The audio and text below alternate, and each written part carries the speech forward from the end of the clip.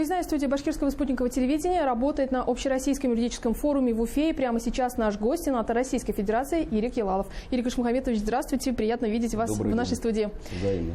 Мы работаем на общероссийском юридическом форуме. На ваш взгляд, какие главные заявления прозвучали? И вот тема звучит «Трансформация в эпоху современных вызовов». Вот как можно понимать вот такое обозначение? Вы знаете, значит, проведение этого форума совпало с очень важным моментом в истории парламента и в целом Российской Федерации. Это идет утверждение закона о публичной власти. Это, наконец-то, появляется законодательный акт, который четко регламентирует взаимодействие федеральных, региональных и местных, так сказать, органов власти. И полномочия, которые прописываются, так сказать, регламентируются, они четко уже дают возможность или инструмент для региональных, в первую очередь, властей и муниципалитетов по взаимодействию с федеральными структурами власти. Но учитывая то, что мы все это проводим и в пандемийный период, конечно, есть определенные особенности, связанные в том числе и с так называемой цифровизацией нашего общества. И эти пандемийные 2 года, они практически показали о том, что цифровизация деятельности парламентов, региональных, муниципальных, Верхней Палаты Федерального собрания, Совета Федерации, Государственной Думы, мы резко продвинулись за эти 2 года именно в вопросе цифровизации. То есть выстроены, я считаю, вполне современные, так сказать, контакты в цифровой сфере, как просто с гражданином, так и исполнительными и законодательными органами власти в Российской Федерации в целом. Как вы думаете, какую динамику это даст? Как будет работать государственная система органов власти в целом и что получат жители нашей страны?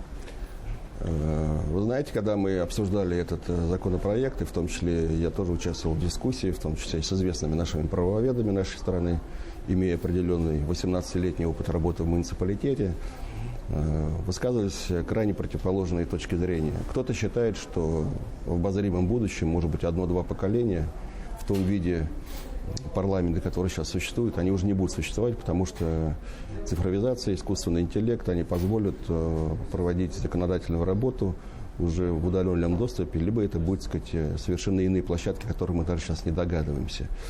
Поэтому это очень сложный вопрос, и вот даже обсуждение вот этого закона, о котором я говорил выше, выявилось только противоположных мнений, точек зрения, как начиная от чиновников федерального правительства, региональных чиновников, так и депутатов, и просто заинтересованных граждан и правоведов, что я думаю, что предстоит еще очень серьезная работа, учитывая то, что все-таки в планах работы парламента стоит вопрос и, так сказать, принятия нового законодательного акта, который будет регулировать местное самоуправление. Ну, в споре рождается истина? Да, конечно.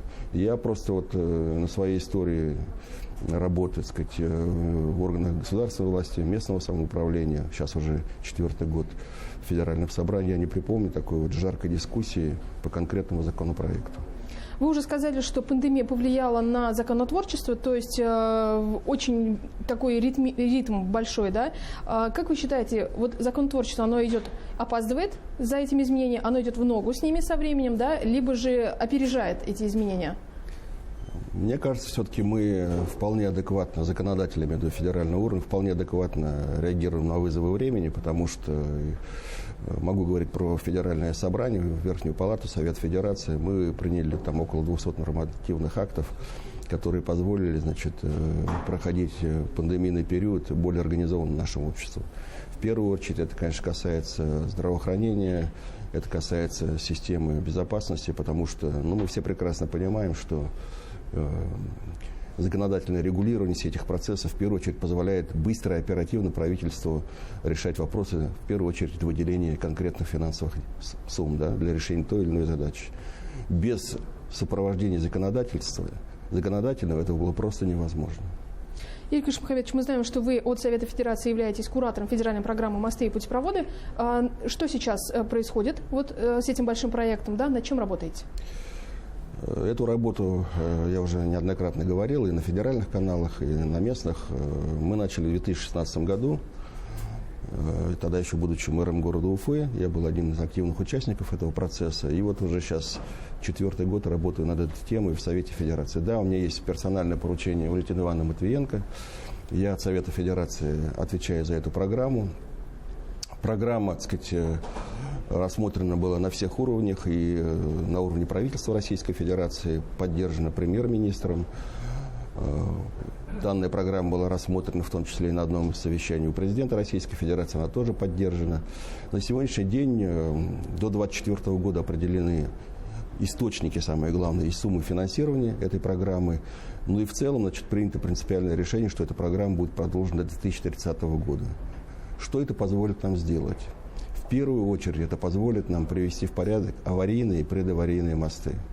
Если касаться нашей республики Башкортостан, то Башкортостан уже заявился на 161 мост и путепровод. А в динамике это большие цифры?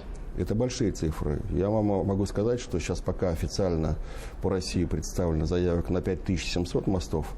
Ну а всего, чтобы вы понимали, вот нормально зарегистрированных, оформленных мостов, не бесхозных, их около 150 тысяч этих мостов.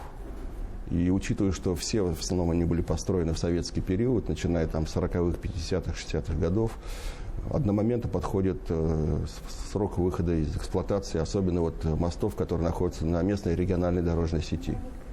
Могу привести пример по Стерлитамаку. В Стерлитамаке у нас 20 мостов, и за последние там, десятилетия они поддерживались в текущем состоянии, но никогда, так сказать, не реконструировались и капитально не ремонтировались так, как требуют нормативы. И таких объектов, ну, их тысячи по нашей республике. Поэтому участие республики и создание вот этой программы позволяет нам выделять дополнительные финансовые ресурсы для решения этой очень сложной задачи. Ну и снять нагрузку из муниципальных бюджетов. Конечно, и с республиканских. это самое главное. Да. Самое главное, потому что, хотя программа, понятно, подразумевает софинансирование, тем не менее, вот те 420 миллиардов, которые предполагается выделить до 2024 года, я считаю, это огромная финансовая поддержка регионам. Что еще находится в фокусе вашего внимания? Ну, стандартная работа по совершенствованию законодательства, учитывая то, что все-таки мы взаимодействуем с 5 основными федеральными министерствами. Это Министерство экономического развития, Минпромторг, Минцифра, Министерство энергетики. Вот, мы работаем с этими ведомствами, потому что это по регламенту Совета Федерации наш комитет по экономической политике взаимодействует именно с этими министерствами. Там очень много, так сказать, интересных задумок, в том числе в области законодательства. Ну и самая главная задача, мы должны обеспечить законодательное поле, так называемый законодательный каркас, который позволит нашему бизнесу, крупному, среднему, малому бизнесу, значит, активно развиваться. К сожалению, вот пандемийная ситуация очень сильно ударила по малому и среднему бизнесу. Это все вы прекрасно чувствуете. И каждый мой приезд в родную Уфу, он всегда сопровождается приемом большого количества предпринимателей, которые, так сказать, ну, подсказывают мне, что нужно, так сказать, сделать в законодательном поле для того, чтобы улучшить ситуацию. Желаем удачи. Спасибо. Ирик Шамхамедович, спасибо большое. Сегодня гостем программы «Интервью» в эфире главного телеканала республики был сенатор Российской Федерации Ирик Елалов.